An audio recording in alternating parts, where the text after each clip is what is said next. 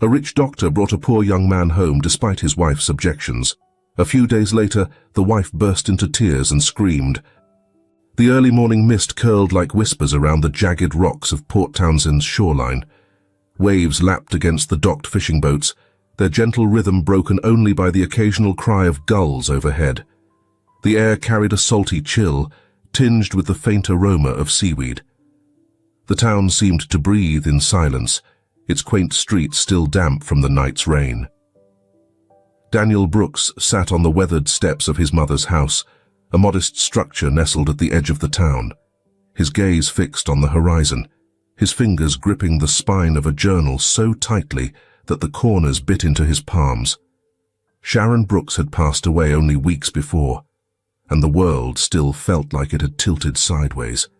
She had been the anchor, the voice guiding him toward his aspirations of becoming a healer, like the generations of Brooks before her. The journal in his hands wasn't unfamiliar. It had always been there on her bedside table, its leather cover scuffed and worn from years of use.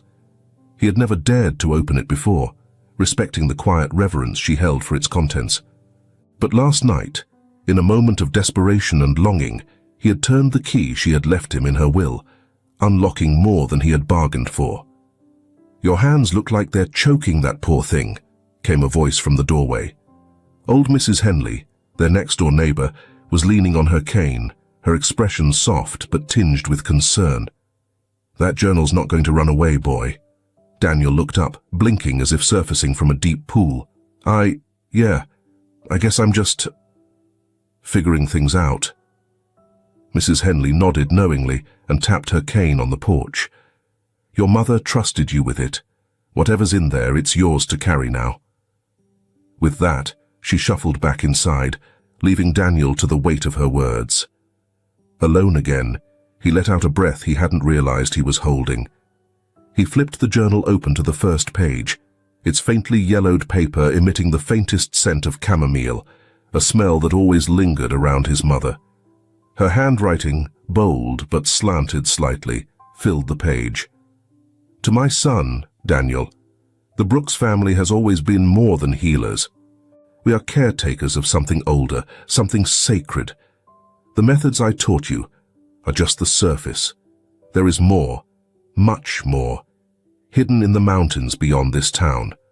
Only those who understand balance of mind, body, and spirit can unlock it. The key is within you, as it was within me and those before us. I hope, my son, you'll find the strength to walk this path." The words blurred as tears welled in Daniel's eyes. He brushed them away quickly, a mix of anger and resolve burning in his chest.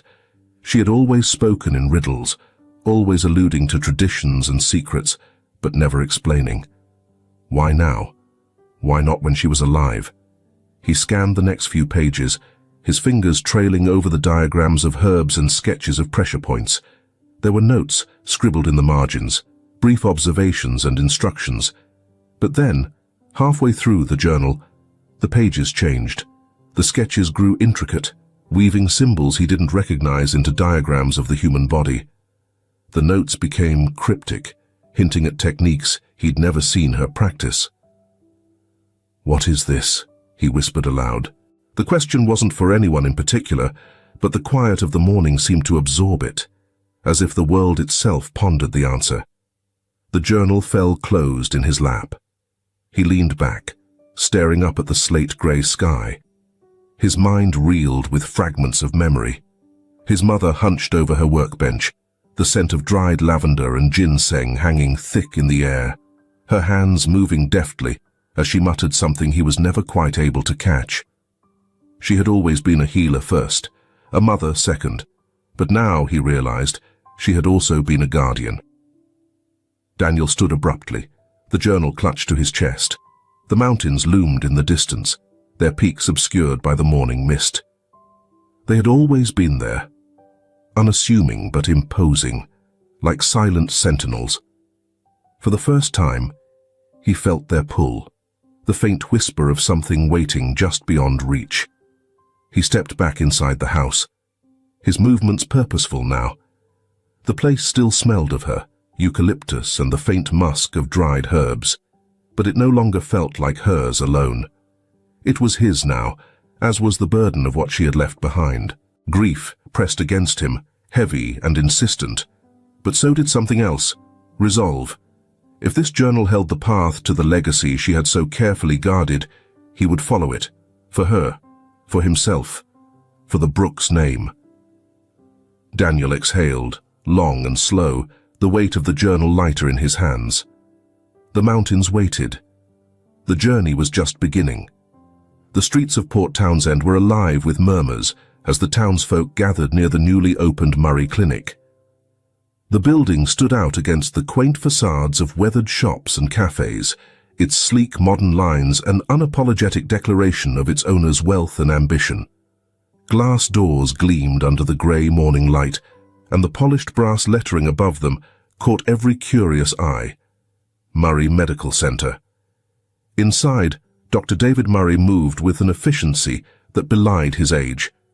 He was in his early 50s, but the streaks of silver in his neatly combed hair only seemed to add to his air of authority. Dressed in a sharp suit beneath his white coat, he navigated the pristine halls with the confidence of a man accustomed to command. Yet, his sharp grey eyes softened momentarily as he passed the reception desk, where his daughter, Emily, stood holding a clipboard. "Emily," he said, his voice a mixture of warmth and expectation. "How's everything looking out here?" Emily straightened, her light brown hair falling into place as she glanced up at him. "Patients are checking in smoothly. I think we're ready." Her voice was steady, but her hands betrayed her, fingers curling just slightly around the clipboard's edge. David's gaze lingered on her for a moment longer than necessary. "Good. I know this isn't easy for you, but you're doing fine." He offered a small nod of approval before disappearing into the next room. Emily let out a breath she hadn't realized she was holding. She turned her attention back to the bustling waiting area, filled with a mix of locals and out-of-towners drawn by the promise of cutting-edge medicine. The low hum of conversation surrounded her, but it felt distant, like static in the background. "Emily, stop slouching," came a sharp voice from behind her. She flinched slightly before turning to face Karen Murray, her mother. Karen was dressed impeccably in a tailored navy suit, her dark eyes narrowing as they assessed Emily's posture. "You represent this family. Act like it." "Yes, Mother," Emily replied quietly, her chin lifting ever so slightly. Karen's gaze softened, just barely, but her tone remained firm. "Your brother would have carried this responsibility without hesitation. You have his brilliance. You just need to apply yourself more." Emily nodded mechanically, swallowing the retort that burned at the back of her throat. Instead, she looked back at the waiting room, focusing on the mundane details: stacked magazines, polished tile floors, a child tugging at her mother's sleeve. David's return cut through the tension like a blade. "Karen, we're ready for the tour," he announced, gesturing toward the clinic's double doors. His voice was calm but firm, the tone of someone used to diffusing situations without escalating them. Karen straightened, her expression smoothing into a polite mask. "Of course." She turned sharply and walked toward the doors, her heels clicking against the tiles.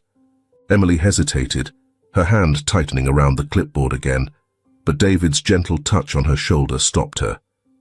"You're doing fine," he said, lowering his voice so only she could hear. There was something in his tone, a quiet acknowledgement of her struggles, though he wouldn't say it outright. Emily managed a small smile. "Thanks, Dad." The tour commenced with David, leading a group of key community members and journalists through the facility. He spoke with measured pride, detailing the advanced diagnostic equipment, the in-house lab, and the patient-first philosophy the clinic would embody. But even as he extolled the clinic's virtues, his gaze occasionally drifted toward Karen, who remained at his side, her polite smile fixed in place. He noticed the way her fingers tightened around the strap of her handbag whenever someone asked a question about their family or mentioned Scott. Scott. The name hung unspoken, but heavy in the air.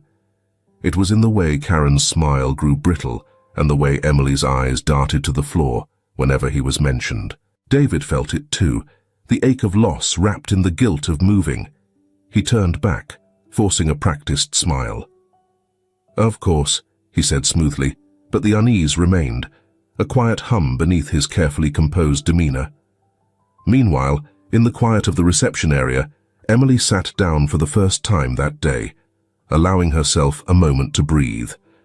She glanced out the glass doors and caught sight of Daniel Brooks walking past, his figure framed by the grey sky. He didn't notice her, but for a fleeting moment, she envied the freedom in his stride. The weight of expectation settled back onto her shoulders as her mother's voice echoed in her mind. "Your brother would have carried this responsibility without hesitation." Emily closed her eyes, wondering what it would feel like to walk without that weight, even for just a moment. Forward without him. As the tour ended, David lingered in the hall, watching as Karen walked ahead, her posture as rigid as her expectations. He couldn't shake the growing unease in his chest. Karen had always been strong, the cornerstone of their family, but Scott's death had changed her. Grief had hardened into something brittle and sharp, and Emily was bearing the brunt of it. "David," one of the journalists called out, breaking his thoughts, "can we get a quote about your vision for the clinic?" The town square buzzed with an energy Daniel hadn't felt in years. At the corner bakery, the usual quiet chatter of morning regulars had turned into a steady hum of speculation. He paused, the smell of fresh bread mingling with the salty breeze from the bay, and listened to the conversation unraveling at the next table. "Have you seen that clinic?" a woman asked, her voice low but brimming with excitement. "I hear it's got machines that can diagnose you in minutes." "And that doctor, what's his name? Murray?" Another chimed in. "They say he's from Seattle. Big shot surgeon or something. Must have made a fortune to set up a place like that." Daniel tilted his head, pretending to stir his tea as the words washed over him. A wealthy doctor moving to Port Townsend to open a clinic? It was an odd choice. The town had its charms, sure, but it was far from the bustling centers of opportunity most professionals sought. "They're even taking walk-ins," an older man said, leaning forward as if sharing a secret. "Seems like he's trying to make a real impression." Daniel sipped his tea thoughtfully, his mind already working. A state-of-the-art clinic might be the last place he belonged, but curiosity outweighed caution. If this Dr. Murray was half as good as the rumors suggested, there might be something worth learning, or at least understanding. Finishing his drink, Daniel stood, slinging his bag over his shoulder. The clinic wasn't far, and he had time to spare. "Let's see what all the fuss is about," he muttered, heading toward the sleek new building that loomed over the town's rustic streets. The afternoon sun filtered through the wide glass windows of the Murray Clinic, its rays catching on the polished surfaces and throwing soft reflections onto the pale walls. Inside, the reception area buzzed with activity, patients flipping through magazines, the shuffle of papers at the desk, and the murmur of low conversations blending into an ambient hum. The scent of disinfectant lingered faintly in the air, a reminder of the pristine efficiency that the clinic prided itself on. Daniel Brooks hesitated just inside the entrance, his worn leather bag slung over one shoulder. His gaze swept over the room, lingering on the subtle contrasts, the polished veneer of modernity against the rugged simplicity of Port Townsend's usual charm. He felt out of place in his simple sweater and jeans, but he straightened his shoulders and approached the desk. "Can I help you?" Emily Murray's voice broke through the low hum. She glanced up from the screen, her light brown hair tucked neatly behind her ears. Her expression was polite but guarded, her eyes flicking over him in quick assessment. Yeah," Daniel said, his voice steady despite the curious stares from a few patients. "I was hoping to meet Dr. Murray." Emily raised a brow. "Are you a patient?" "No," Daniel replied, glancing past her toward the hallway beyond. "I'm a healer, Eastern medicine. I heard he just opened the clinic and thought it might be worth introducing myself." Her brow furrowed slightly. Wait here." Emily disappeared down the hall, her clipboard clutched tightly to her chest. As Daniel waited, he shifted his weight, the awkwardness of the moment settling over him. A few seats away, a man raised his voice in irritation, cutting through the relative quiet. "I've been waiting for over an hour," the man barked, his face flushed. He was broad-shouldered, his movements agitated as he gestured toward the reception desk. "I don't care how new this place is, if they can't stick to a schedule." "Sir," Emily began as she returned, her voice calm but firm. "I understand you're frustrated, but we're doing our best." "It's not good enough," the man snapped, rising from his chair. "I want to speak to someone who knows what they're doing." Before Emily could respond, Daniel stepped forward, his tone measured but clear. "Excuse me, sir. You seem like someone who values getting the best care possible, right?" The man blinked, caught off guard. "Of course." "Well," Daniel continued, gesturing subtly toward the hallway, "the staff here is working hard to make sure everyone gets the attention they deserve. Rushing that process could mean missing something important, and I don't think you'd want that." The man's posture shifted, some of the tension leaving his shoulders. He grumbled under his breath, but returned to his seat.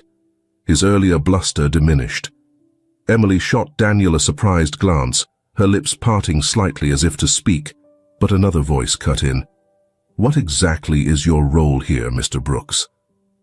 Karen Murray's voice carried an edge as she stepped into the room. Her dark eyes pinned Daniel with a sharp gaze that brooked no nonsense. Daniel turned to face her, unruffled.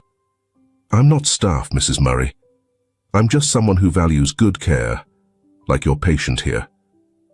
Karen's lips pressed into a thin line. Her tailored suit was as pristine as the clinic itself, her heels clicking sharply against the tiled floor as she approached. "We run a professional facility. We don't need unsolicited interventions, especially from strangers." "Understood," Daniel replied evenly, though his calm demeanor seemed only to irritate her further. "But the gentleman over there was upset, and I thought it was better to help than to let the situation escalate." Karen opened her mouth to retort, but another voice interrupted her. "Karen, that's enough." David Murray entered the room, his tone firm but not unkind. His gaze flicked from his wife to Daniel, assessing the young man with a flicker of curiosity. "And you are?" "Daniel Brooks," he said, extending a hand. "I practice Eastern medicine. Thought it might be worthwhile to connect, considering your clinic is the new hub for healthcare in town." David shook his hand, his grip firm but not overbearing. "Eastern medicine, you say? Not something we typically see in a place like this." "No, but it has its place," Daniel replied.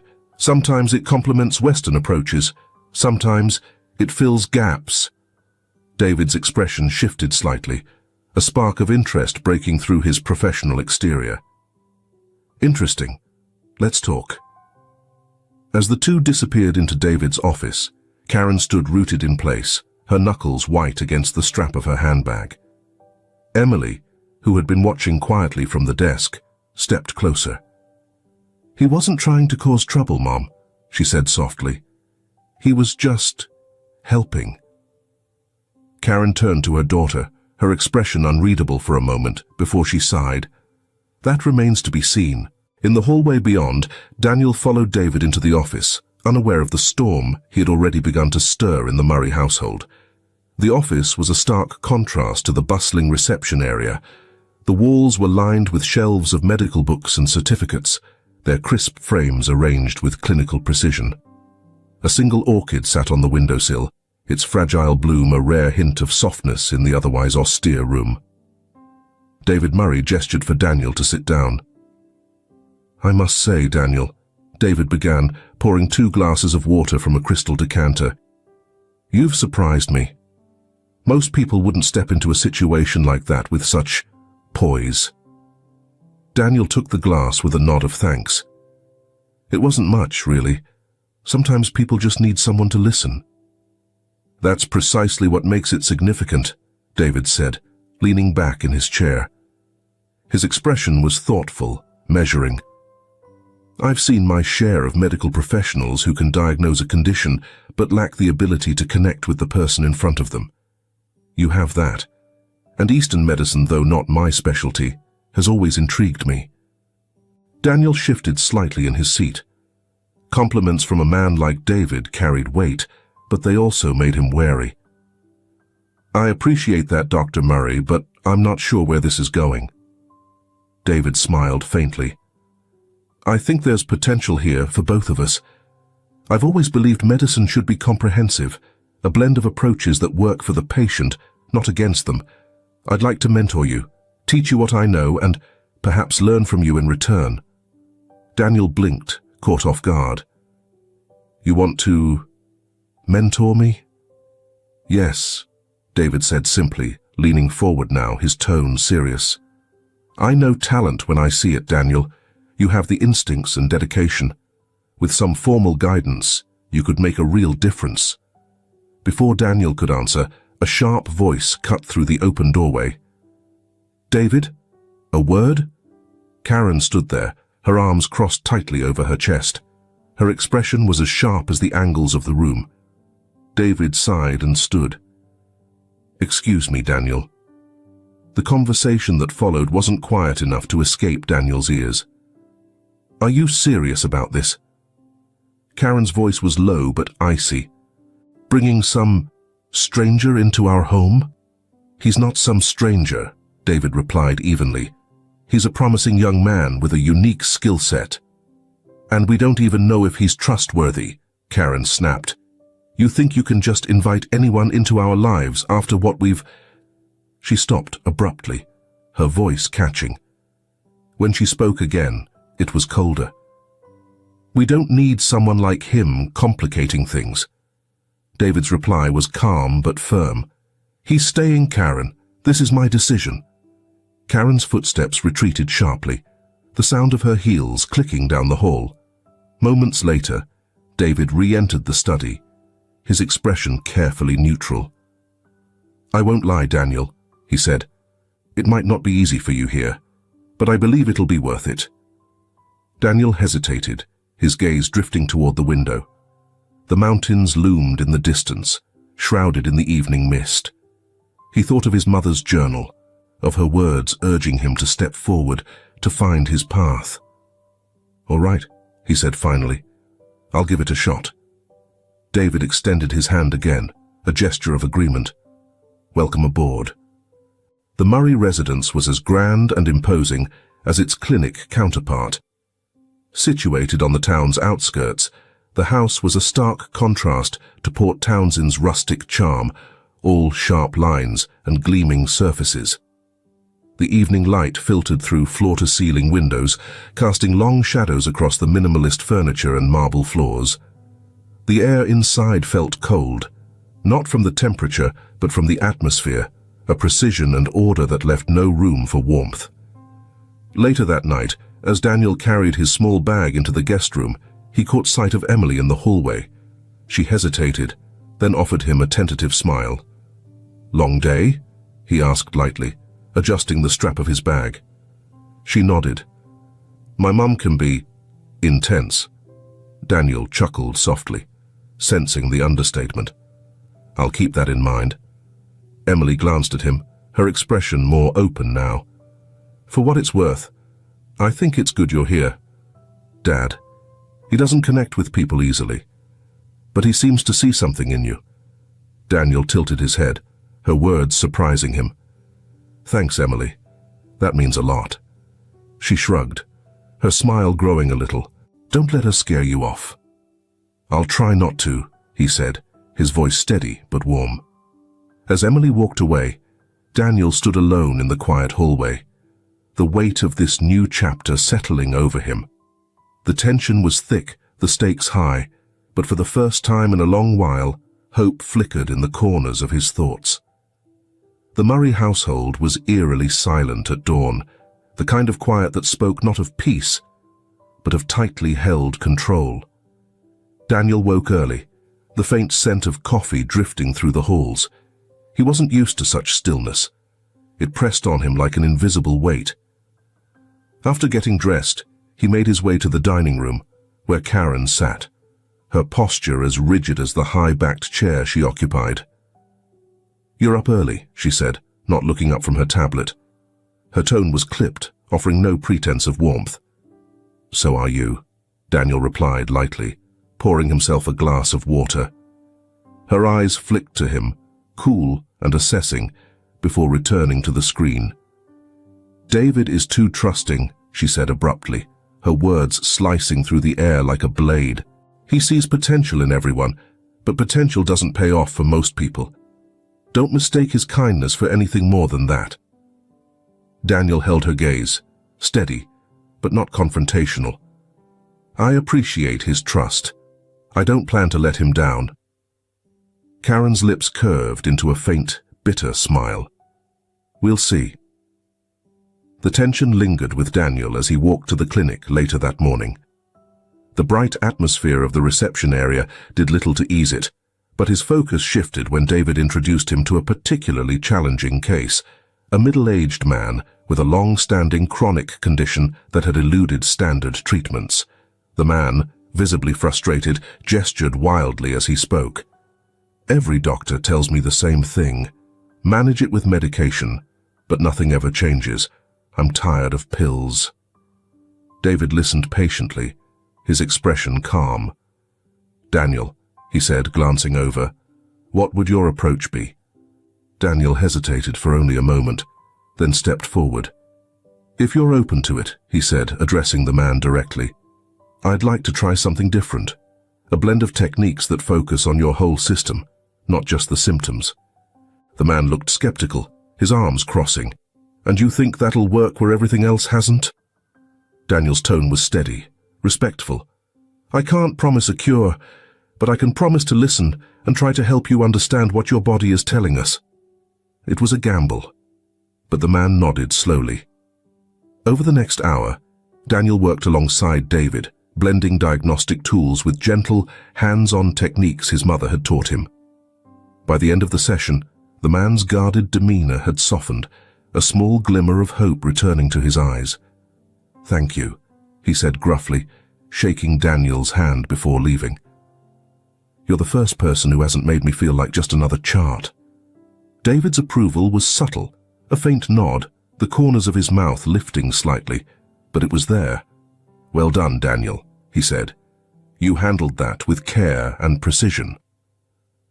That evening, Daniel found himself on the back porch of the Murray home, staring out at the darkening horizon.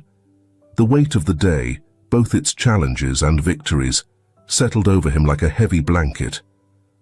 "I thought I'd find you out here." Emily's voice broke the silence. She stepped outside, pulling a light cardigan tighter around her shoulders. Daniel glanced over, offering a faint smile. "Needed some air." Emily leaned against the railing beside him. "How's it going?" "The clinic, my dad, my mom." Her voice trailed off with a faint laugh, but her tone was serious. "It's a lot," Daniel admitted. "Your dad's been great. Your mum—" He hesitated, choosing his words carefully. "I think she's protective. Understandably so." Emily snorted softly. "That's generous. She's controlling. Always has been, especially since—" She paused, her gaze drifting to the distant trees. "Since Scott." Daniel didn't press, sensing the rawness of her words. Instead, he offered a quiet space for her to continue. "She's convinced I have to follow in his footsteps," Emily said eventually. "Medicine, the clinic, all of it. But it's not what I want." She turned to Daniel, her expression both earnest and uncertain. "Have you ever felt like you're living someone else's life?" Daniel nodded, the memory of his mother's journal flickering in his mind. "I think I know what that feels like. But the life you want, it's still yours to choose." Emily studied him for a long moment, then nodded, her shoulders relaxing slightly. "Thanks," she said softly, "for listening." As she turned to head back inside, Daniel remained at the railing, the distant mountains silhouetted against the twilight sky. The house behind him was still cold, its walls heavy with unspoken tensions, but out here, The air felt lighter. Quietly, he resolved to find his place in this house of secrets, no matter how long it took. The air in the clinic was quiet, save for the rhythmic tapping of Karen's heels against the tiled floor. She stood near the reception desk, observing the flow of patients with the intensity of a general surveying a battlefield. When Daniel entered, carrying a folder of notes from the morning's cases, her eyes narrowed. "You're persistent, I'll give you that," she said without preamble, her tone cutting through the calm like a scalpel. Daniel stopped, adjusting the strap of his bag on his shoulder. "I'm here to help, Mrs. Murray, that's all." Karen's lips tightened into a thin line. "Help? Or meddle? My husband may be enamored with your little experiments, but I don't trust untrained hands wandering into what should be a professional space." Daniel met her gaze, steady, but not confrontational. "I understand your concerns, but maybe there's room for more than one perspective here." Her eyes flicked to his hands, calloused and steady, before she turned sharply. "Room," she muttered, walking away, "isn't something we have to spare." Later that evening, as the golden hues of sunset bathed the Murray household, Karen sat rigidly in the living room, her fingers tracing absent patterns on the armrest of her chair. Daniel found her there, her face unreadable as she stared out the wide glass window. "Mrs. Murray," he began tentatively, "I was wondering if you'd let me try something. It's a technique my mother used, simple, but it might help with stress." Her gaze snapped to him, sharp and defensive. "Stress? I'm managing just fine." Daniel hesitated, choosing his words carefully. "I know you are, but grief has a way of lingering, even when we think we've handled it." Her expression hardened, but there was a flicker of something else, something raw, beneath the surface. "And you think your methods will fix that?" "Not fix," Daniel said quietly. "Just ease it, if you're willing." Hearing this part of the story, don't you feel that being a doctor is such a noble profession? However, always remember to take good care of your health so you can avoid having to meet them. Leave a comment saying, "pancake," if you're feeling great today. And now, let's get back to the story. For a long moment, Karen's face was unreadable. Then, with a sigh so soft it seemed to escape against her will, she nodded. "Fine, but don't waste my time." Karen sat stiffly in one of the kitchen chairs, her arms crossed as Daniel prepared a small tray of warmed herbs and oils. The faint, earthy scent of lavender and sandalwood filled the room, blending with the natural light spilling in through the windows. "This won't take long," Daniel said, his tone even. He moved with deliberate care, explaining each step as he worked. "This is about calming the nervous system. Nothing invasive, just a way to let your body reset." She said nothing, her posture rigid as his hands gently pressed against points on her shoulders and neck. For the first few minutes, she was silent, her body tense as if bracing for something unpleasant. Then, slowly, her shoulders began to drop, and her breathing evened out. "This smells like something my mother used," she said suddenly, her voice softer than before. Daniel glanced at her, surprised by the break in her demeanor. "Your mother?" Karen didn't answer immediately. When she finally spoke, her words were quiet, as though she hadn't meant to say them aloud. "She used to burn herbs when my brother and I were children, said it kept the house at peace." Daniel didn't push her further, letting the silence settle naturally between them. When he finished, she sat back, her expression unreadable once again. "It's less unpleasant than I expected," she said, her tone neutral. "That's a start," Daniel replied with a small, genuine smile. To his surprise, she didn't snap back. In the days that followed, Daniel noticed subtle changes. Karen still carried herself with her usual precision, but her sharp edges seemed softer. She began sitting in the garden during the late afternoons, her tablet set aside in favor of simply watching the wind move through the flowers. One evening, as Daniel brought tea to the patio, Emily joined him, her expression curious. "What did you do to her?" she asked, half teasing but genuinely intrigued. "Just helped her find a moment of calm," Daniel replied. "The rest is up to her." Emily shook her head, her gaze drifting to where Karen sat in the garden, her features relaxed for the first time in years. "I've never seen her like this. Not since—" "Scott?" Daniel offered gently. Emily nodded, her voice quiet. She loved him more than anything. And losing him, I think she lost part of herself too. She's been trying to make me fill that gap ever since. Daniel rested his hands on the tray, his eyes soft with understanding. "You're not him, Emily, and you don't have to be." Emily turned to him, something in her eyes grateful, yet unsure. "It's just complicated, but thanks." Daniel didn't reply, sensing that was enough for now. As Emily walked back into the house, Daniel glanced again at Karen. She caught his eye for a moment and gave the faintest of nods, a small gesture, but one that felt like a step forward. The single desk lamp in the small study Daniel had claimed in the Murray household cast a dim circle of light over Sharon's journal. Low-hanging clouds obscured the distant mountains outside the window, their silhouettes hinting at undiscovered secrets. Daniel leaned over the journal, his fingers tracing the curves of his mother's handwriting. The scent of old paper and faint lavender filled the room, a reminder of the life she had once lived. He had read these pages dozens of times by now, but tonight, something felt different. The words seemed heavier, resonating with a clarity he hadn't noticed before. The connection between mind, body, and nature is not a mystery, one passage read. It's a cycle. One influences the other, endlessly.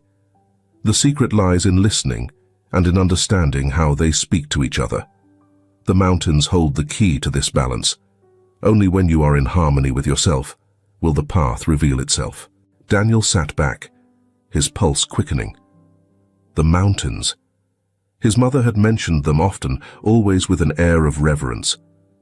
Growing up, he had dismissed her stories as metaphors, lessons wrapped in mysticism.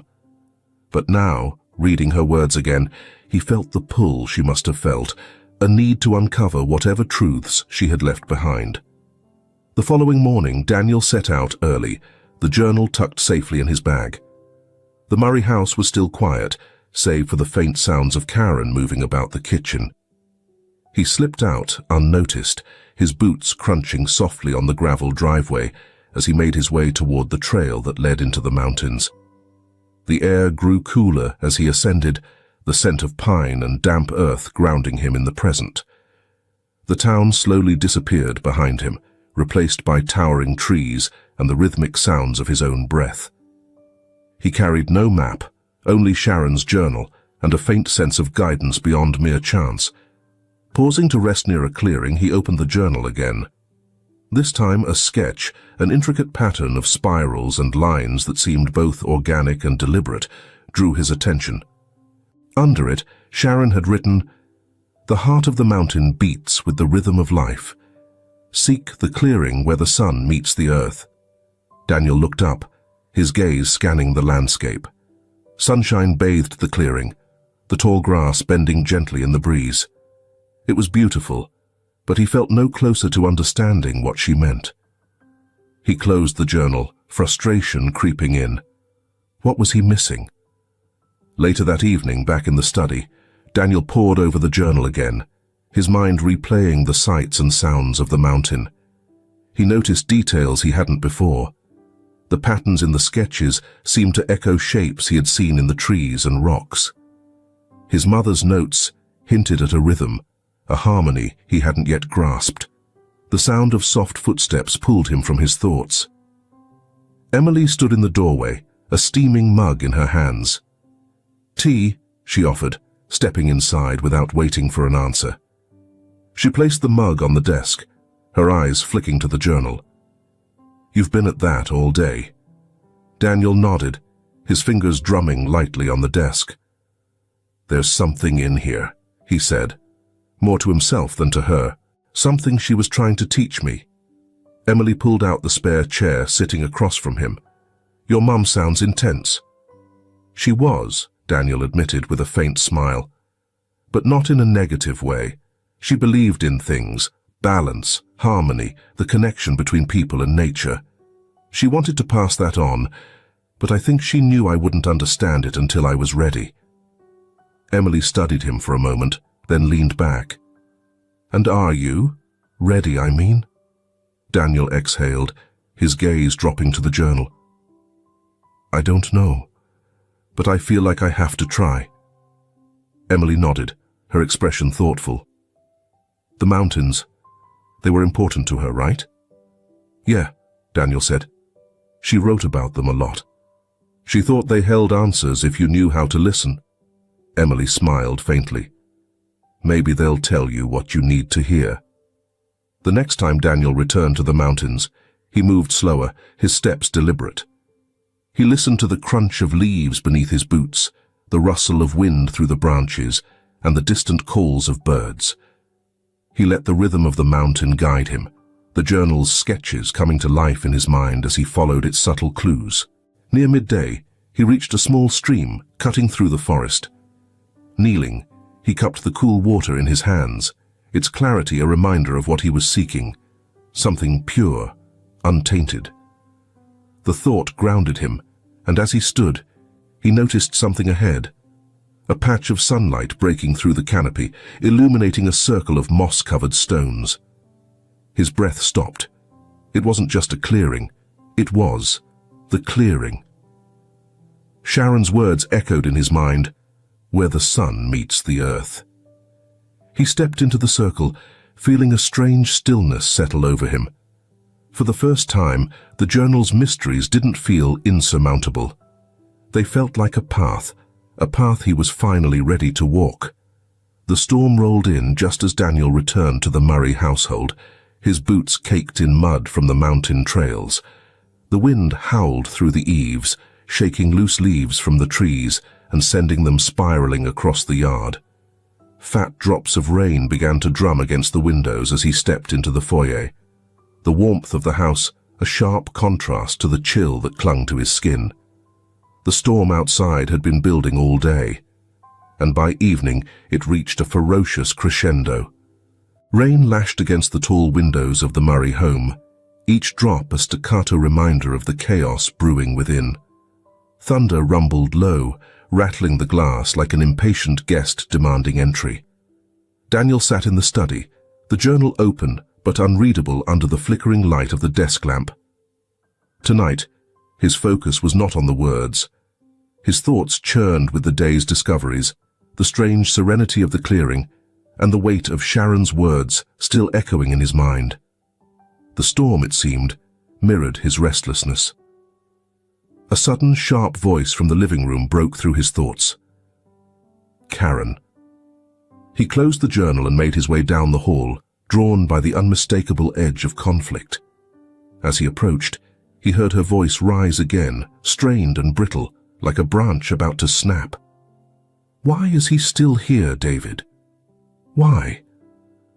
Karen's silhouette was sharp against the dim glow of the room.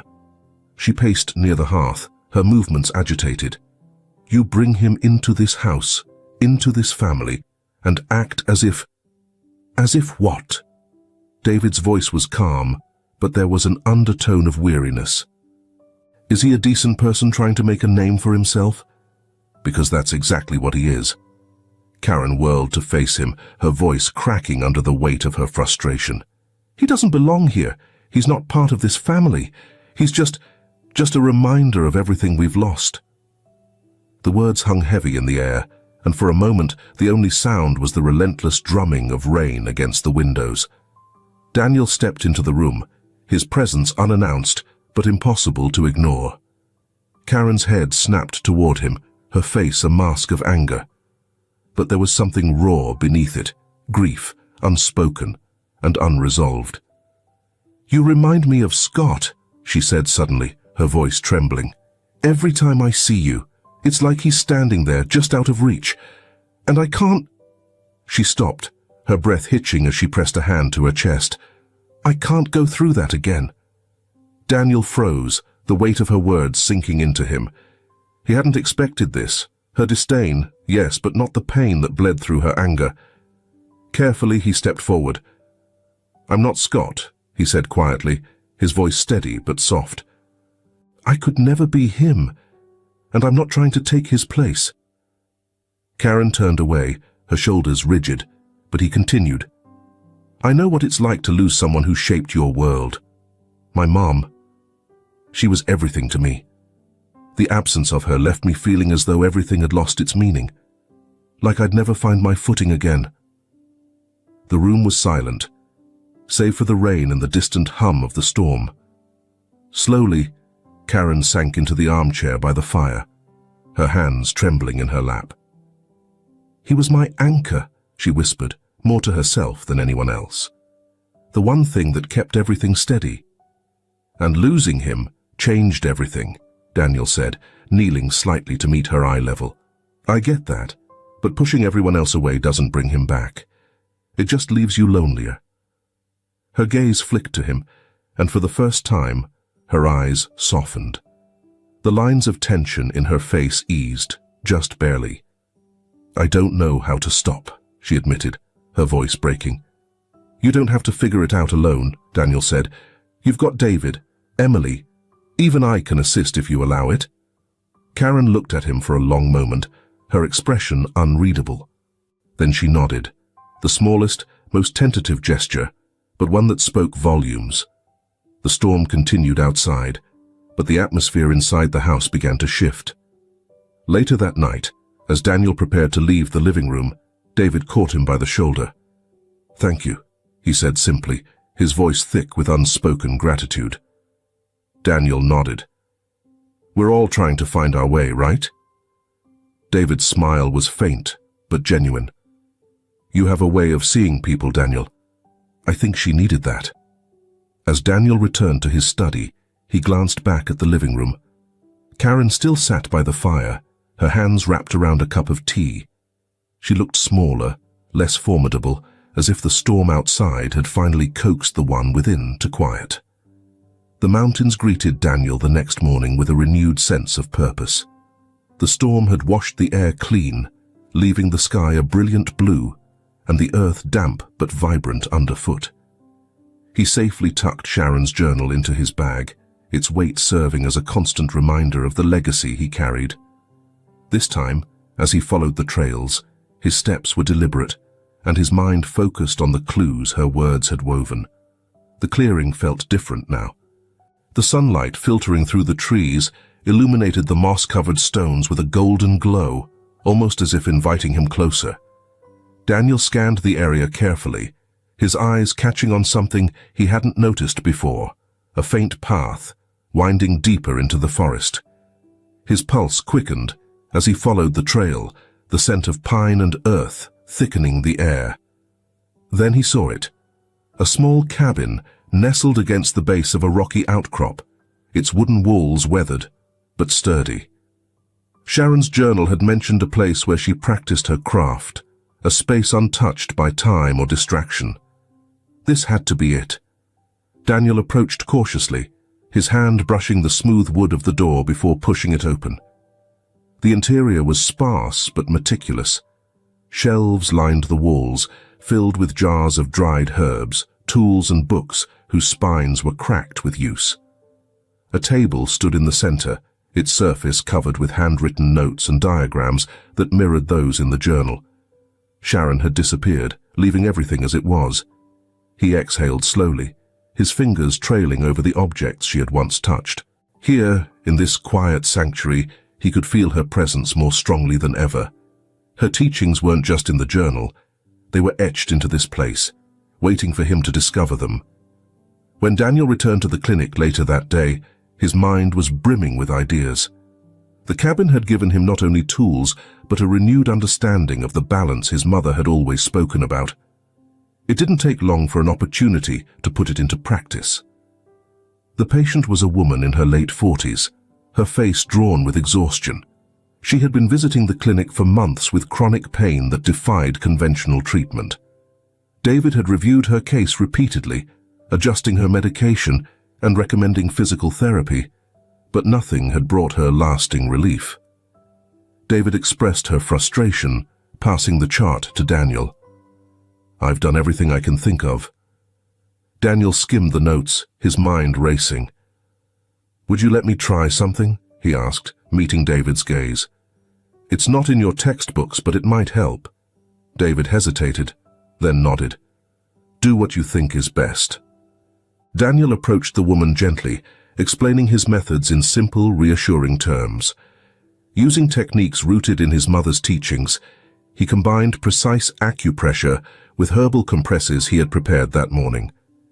He moved with care, listening not just to her words, but to the subtle cues of her body.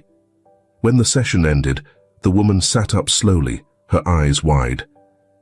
It's the first time in months I've felt like I could breathe without hurting," she said, her voice thick with emotion.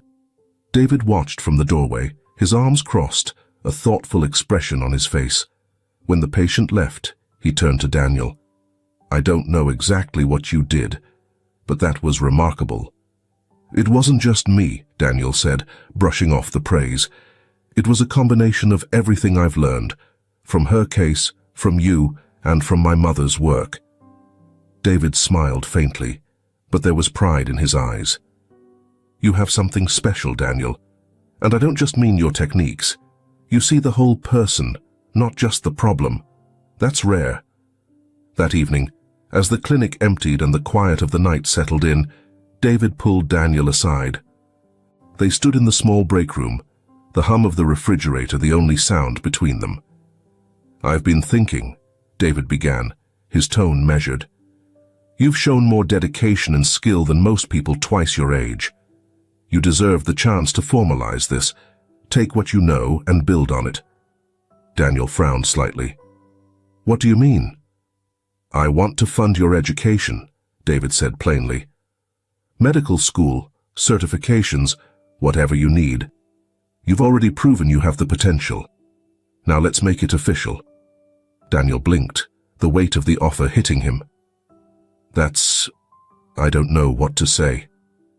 "Say yes," David replied with a small smile. "You've earned it." Later that night, Daniel sat in the study, Sharon's journal open before him. The pages that had once seemed daunting now felt like a guide, each word imbued with a purpose he was finally beginning to understand. The cabin, the patient, and David's support were all guiding him towards a specific destination. For the first time, Daniel felt like he wasn't just walking in his mother's footsteps. He was carving his own path, one that honored her legacy while forging something new. And as he glanced at the mountains through the window, he knew this was only the beginning. The Murray household hummed with quiet excitement. The dining room table was adorned with bouquets of wildflowers, their vibrant colors a cheerful contrast to the stormy skies earlier in the week. The faint smell of roasted vegetables and fresh bread wafted through the air, mingling with the sound of soft laughter from the adjacent room. Emily's high school graduation ceremony had been earlier that day. Now, the family and a few close friends had gathered to celebrate her achievements. She stood near the kitchen, laughing with a friend, her face alight with a joy that had been absent for far too long. Daniel leaned against the doorframe, a glass of water in hand, watching the scene unfold. "She looks happy," David said, stepping beside him. He too wore a rare smile, his shoulders relaxed. "It's been a long time since I've seen her this free." Daniel nodded. "She deserves it. She's worked hard." David's smile faltered slightly, his gaze shifting to Karen, who stood at the far end of the room. She was speaking with one of Emily's teachers, her posture more at ease than usual. "And Karen?" David asked quietly, his voice laced with tentative hope. Daniel followed his gaze. "She's trying. That counts for a lot." As the evening unfolded, Karen approached Daniel while he stood on the back porch, enjoying a moment of quiet. The twilight air was cool but refreshing, the distant mountains outlined against a fading pink sky. "Daniel," she began, her voice softer than he had ever heard it. She hesitated, then gestured toward the garden, where Emily's laughter rang out. "She told me tonight about her plans." Daniel tilted his head. "Plans?" "She wants to study social work," Karen said, her expression unreadable. "She doesn't want to go into medicine. She's finally admitted it." Daniel leaned against the railing, his gaze steady on her. "And how do you feel about that?" For a long moment, Karen didn't answer. Then she let out a breath, as though releasing something she'd held for too long. "I thought it would hurt more," she admitted. "Letting go of everything I wanted for her, but seeing her happy. Maybe it doesn't matter what I want. Maybe it's time I start listening to what she wants." Daniel smiled faintly. "I think that's the first step, and maybe the hardest." Karen nodded, her eyes distant as she watched Emily move through the room inside. "You've been good for this family," she said quietly. "For her. For all of us." Daniel's smile widened slightly, but he didn't respond, sensing the moment needed no reply. As the celebration wound down, Emily gathered everyone in the living room.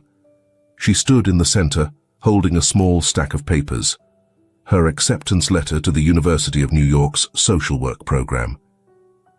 "I just wanted to say thank you," she began, her voice trembling slightly. "To all of you, for supporting me, even when I wasn't sure what I wanted. And to Mom." She turned to Karen, her voice softening. "Thank you for letting me figure this out. I know it hasn't been easy, but I'll make you proud in my own way." Karen, sitting beside David, blinked rapidly, as though fighting tears. She reached for Emily's hand and squeezed it. "You already have." The room erupted in applause, but the moment belonged to mother and daughter, a quiet acknowledgement of how far they had come. Later that night, as Daniel packed the last of his belongings into his bag, Emily knocked on the open door of his room. She leaned against the frame, her arms crossed, her usual teasing smirk in place. "Leaving already?" she asked. Daniel chuckled. "University starts in a week.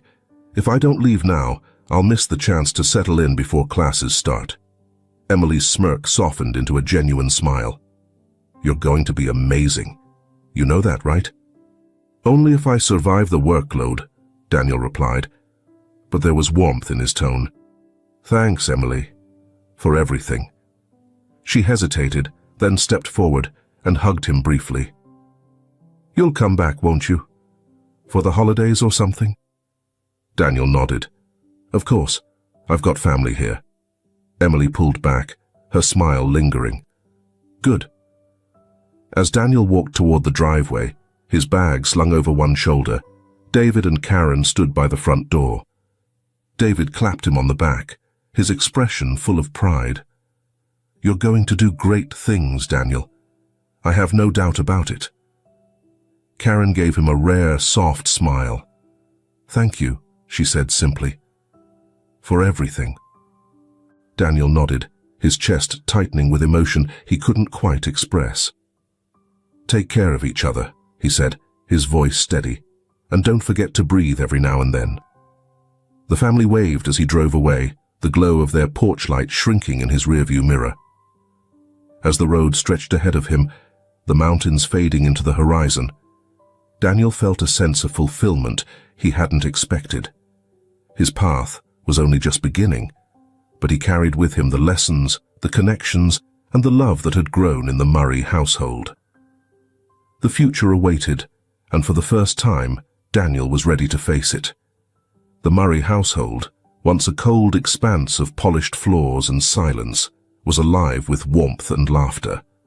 The dining room table was laden with dishes, a celebratory feast in honor of Emily's return from New York and Daniel's arrival. The walls seemed to hum with a familiar joy, the kind that spoke of bonds mended and futures bright. Daniel, now a doctor with years of experience under his belt, stood near the fireplace, watching the scene unfold. His posture was relaxed, his sharp suit a testament to how far he'd come. Emily bustled about the room, a whirlwind of energy, her voice animated as she recounted a story from her latest outreach project. And he actually said, "I can't believe anyone cares this much about a stranger." Emily laughed, shaking her head. "I told him, that's my job. Helping people isn't about knowing them. It's about believing they deserve a chance." Her cheeks flushed with pride as she looked around the table. "I couldn't have done any of this without you." Karen, seated beside David, smiled softly. The lines of tension that had once etched her face were softer now, replaced by a quiet confidence. She reached for Emily's hand, her voice steady. "You've always had it in you. We just needed to let you find it your way." Daniel gently tapped his glass, attracting the attention of the room as they cleared the dinner plates and refilled the glasses. He stood, holding a small folder in his hand. The conversation died down, replaced by curious glances and a few teasing remarks. "What's this?" David asked, his brow lifting. Daniel grinned. "I've been working on something for a while now, something that wouldn't exist without this family." He opened the folder, revealing a sleek logo and an official-looking document. "I'm opening a wellness center," he announced. "The Murray Wellness Center. It'll blend Eastern and Western practices, combining everything I've learned from my mother's teachings and my time here." The room erupted in applause, but David's face reflected more than pride. It was a deep, quiet gratitude. "You're naming it after us?" he asked, his voice thick with emotion. Daniel nodded. "You believed in me when I didn't even know what I was capable of. This is my way of honoring that." Karen dabbed at her eyes, her voice softer than anyone had expected.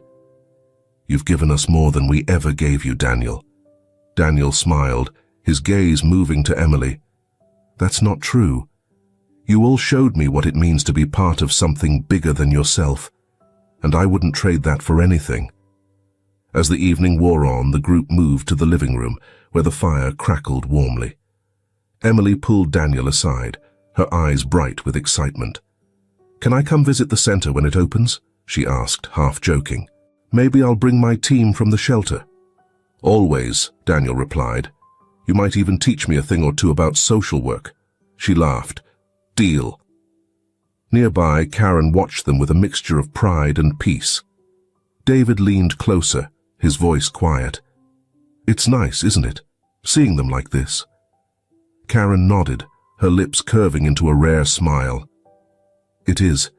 It's comforting to know that we've finally found our way." David's hand rested on hers, a silent acknowledgement of the journey they had taken together. As the night came to a close, the family gathered for a photo by the fireplace.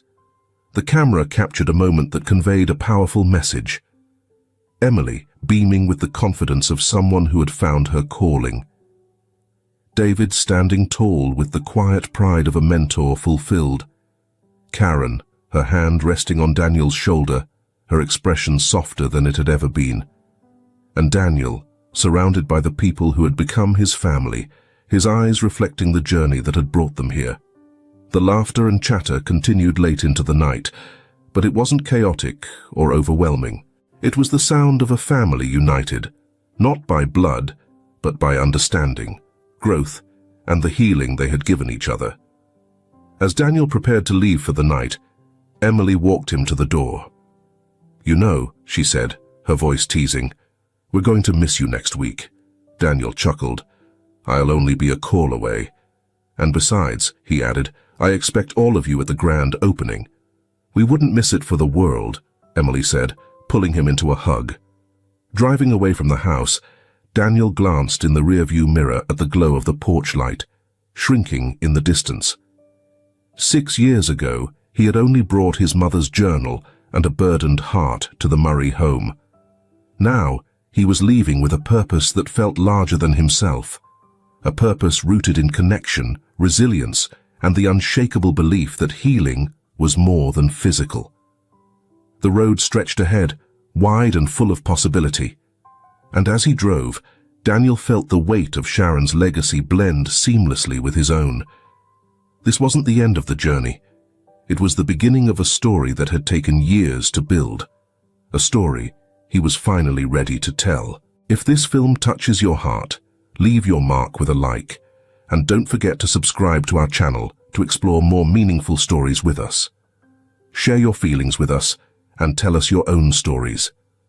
Every word you share is a building block that helps create our strong and enduring community. Together, we'll create a warm space where everyone can share and connect. Finally, don't miss the incredible stories coming your way soon. We're always here to bring you the best selections, full of deep values, yet entertaining. See you there.